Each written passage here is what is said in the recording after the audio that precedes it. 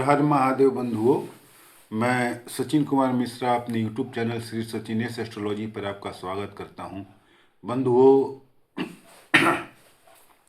कल मैंने आपको आजीविका प्राप्ति के लिए उपाय बताए थे कि जैसे आप बिल्कुल बेरोजगार हैं, ना आपके पास नौकरी है ना कोई व्यवसाय है, तो नौकरी या व्यवसाय प्राप्त करने के लिए उसकी शुरुआत के लिए क्या करना चाहिए, कौन सा उपाय करना चाहिए जिससे कि या तो हमें नौकरी मिले या व्यवसाय मिले। पहली चीज़। दूसरी चीज़ कि इसके कई उपाय हैं, लेकिन जो कारगर उपाय हैं वो अंधविश्वास पर आधारित नहीं है, वो साइंटिफिकली प्रूवन है कि निगेटिव एनर्जी जो होती है उसको कम करने का उपाय हम करते हैं ज्योतिषीय उपाय से। अब ज्योतिषीय उपाय में निगेटिव एनर्जी कम कैसे किया जाता है? सबसे पहले तो निगेटिव एनर्जी का मतलब हम सबके दिमाग में एक ही बात आती है कि लगता है कोई भूत प्रेत है। भूत प्रेत इतने खाली नहीं है बंधु कि घूम घूम कर सबको परेशान करेंगे, ऐसा बिल्कुल नहीं है। निगेटिव एनर्जी का मतलब होता है कि आपकी एनर्जी जो नेचर है इसके एनर्जी से मैच नहीं हो पा रही है, मिसमैच हो रही है। तो बस आपके एनर्जी को नेचर के एनर्जी से मैच कराना, उसके ओवरलैप करा करके आपके एनर्जी को बढ़ा देना, बस यही काम ज्योतिषी का है। इससे ज़्यादा ज्योतिषी और कुछ नहीं करता है।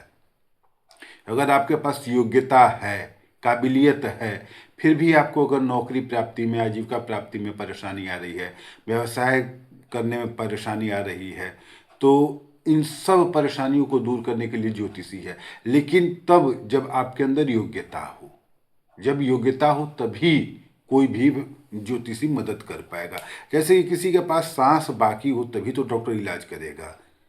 मेडिकल साइंस इतना ज़्यादा आगे बढ़ गया है, इसका मतलब ये थोड़ी हुआ कि उसने लोगों को अमर बना दिया है।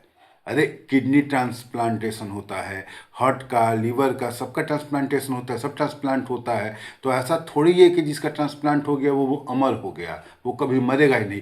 5 साल 10 साल की आयु बढ़ जाती है उसकी, और क्या। तो बस ऐसे ही ज्योतिषी भी है। जो मतलब आपके पास योग्यता है, उस योग्यता के आधार पर आपको जो काम मिलना चाहिए, अगर वो नहीं मिल पा रहा है, चाहे किसी भी कारण से, ग्रह नक्षत्रों की स्थिति खराब हो या आपकी एनर्जी प्रकृति की एनर्जी से मैच नहीं कर रही हो, तो दिमाग में बार बार नकारात्मक विचार आते हैं। अब विचार आपके दिमाग में बार बार नकारात्मक आएंगे तो आप सही चीज़ कर नहीं पाइएगा, क्योंकि सोच से ही जिंदगी चलती है। जब तक आप अच्छा सोचेंगे नहीं, अच्छा कर नहीं पाएंगे। तो जब सोच आपकी गड़बड़ होगी, मतलब निगेटिव एनर्जी आपके पास है, और निगेटिव एनर्जी आपके पास है, तो इसको दूर करने के उपाय जो है वो ज्योतिष विज्ञान करता है, और इससे ज़्यादा कुछ नहीं करता है। अब सबसे बड़ी बात यह है कि निगेटिव एनर्जी में मतलब आपका सोच का तरीका अलग हो, आप निगेटिव ही सोचते हों, या हर योग्यता के बाद थोड़े थोड़े कारणों से आपका जो सिलेक्शन है नौकरी में या व्यवसाय करने के लिए जो मतलब क्राइटेरिया चाहिए उसमें कमी आ जा रही है, तो उसको दूर करने के लिए ज्योतिष विद्या है। अच्छा, कैरियर के शुरुआत के लिए, आजीविका प्राप्ति के लिए हमेशा याद रखिएगा कि शनि और सूर्य काफ़ी महत्वपूर्ण ग्रह हैं। शनि और सूर्य काफ़ी महत्वपूर्ण ग्रह हैं। यह आदमी के पुरुषार्थ को, पराक्रम को, और स्वयं इंसान को, मनुष्य को, इसके ऊपर कंट्रोल रखते हैं। और जब जो ग्रह मनुष्य के ऊपर कंट्रोल करता है, उसके पराक्रम पे, पुरुषार्थ पे कंट्रोल करता है, अगर उसे हम सुनियोजित कर लें, उसे हम अच्छे से अपने हिसाब से अपने अनुकूल कर लें, अपने अकॉर्डिंग कर लें, तो निश्चित रूप से उस कार्य में सफलता मिलेगी। तो हम लोगों को नौकरी प्राप्ति के लिए कल मैंने कुछ टोटका बताए थे, आज उसी श्रृंखला को, उसी सीरीज को आगे बढ़ाते हुए एक दो टोटका और बता दे रहा हूँ। आप इसको करने का प्रयास कीजिए, लेकिन साथ में अगर आप नौकरी चाहते हैं तो जमकर मेहनत करना होगा, व्यवसाय करना चाहते हैं तो व्यवसाय के लिए मेहनत करना होगा, तभी ये टोटका फायदेमंद होगा। अगर थोड़ी थोड़ी बाधाओं के कारण से अगर आजीविका न मिल पा रही है, तभी ये टोटका प्रभावी होगा। अब आप बिल्कुल न पढ़े लिखे हों, आप बिल्कुल व्यवसाय करने के लिए कोई कार्य ही न करें, कोई प्रयास ही न करें, और सोचिए कि सिर्फ टोटका टोटम से हो जाएगा, तो ऐसा नहीं होने वाला है। तो बात ये हो रही थी कि शनि और सूर्य, ये जो दो ग्रह हैं, ये आजीविका प्रदाता ग्रह हैं। यही आजीविका प्रदाता हैं, यही नौकरी या व्यवसाय या जो भी कर्म करना होता है ये सूर्य और शनि ही करते हैं। तो सूर्य और शनि को अगर मजबूत किया जाए तो आजीविका प्राप्ति में आसानी होती है। अब सबसे बड़ी बात यह है कि आप सूर्य या शनि की अंगूठी पहनेंगे कि नहीं, ये आप किसी योग्य ज्योतिषी से दिखा करके ही पता कर सकते हैं। या ऐसे मतलब हम नहीं बता सकते हैं कि आप सूर्य और शनि दोनों की अंगूठी पहन लीजिए, क्योंकि दोनों की अंगूठी एक साथ नुकसानदेह होती है। दोनों एक दूसरे के प्रबल शत्रु भी हैं। रिश्ते में पिता पुत्र हैं, लेकिन दोनों एक दूसरे के प्रबल शत्रु हैं। अगर आप माणिक और नीलम एक साथ पहनेंगे तो बहुत ज़्यादा नुकसान कर जाएगा। इसलिए कौन सा रत्न पहनना है ये आप किसी योग्य ज्योतिष से दिखा करके पहन लीजिए। अब उपाय की जहाँ तक बात है तो टोटका करने में आप अगर प्रतिदिन रविवार से शुरू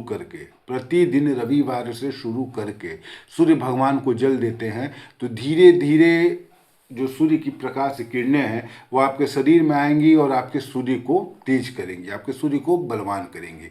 और ये शुभ बलवान, मतलब अशुभ बलवान नहीं करेंगी, मतलब सूर्य को अशुभ नहीं बनाएंगी, मजबूत करेंगी, लेकिन शुभता के साथ मजबूत करेंगी।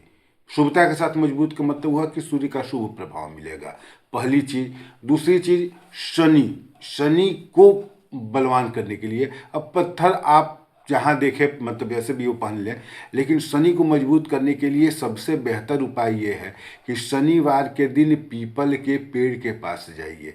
बाकी जो वहाँ दीपक जलाना है, अगरबत्ती लगाना है या उसका चक्कर लगाना है, ये सब आप कर सकते हैं। करें, नहीं कर सकते मत कीजिए। आपको पीपल के पेड़ के पास शनिवार की शाम को जाना है, वहाँ 10 मिनट बैठना है। अगर आपसे हो सकता है तो उसका चक्कर लगा लीजिए पीपल के पेड़ का। मैं जैसे भी हो, पीपल के पेड़ का रेडिएशन, पीपल के पेड़ का विकिरण आपके शरीर पे आना चाहिए। यह आपके शरीर के अंदर शनि को मजबूत करता है, आपकी सोच को बदलता है, सोच को ज़्यादा पॉजिटिव बनाता है, आपके पुरुषार्थ को, आपके पराक्रम को बढ़ाता है।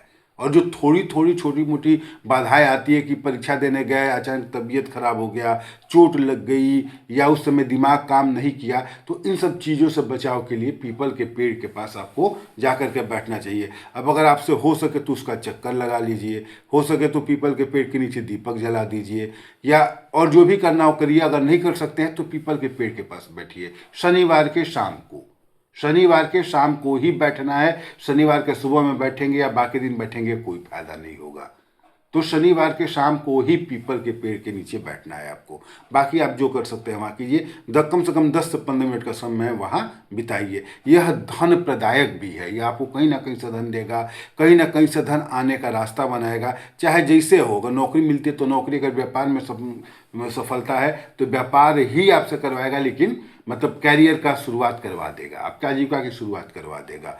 तो पीपल के पेड़ के पास आप जाकर के 10 मिनट बैठिए। हाँ, एक चीज़ और है, अगर मतलब हो जाए तो 1 लोटा जल में अपने हाथ से तिल डालिए और अपने हाथ से गुड़ डालिए।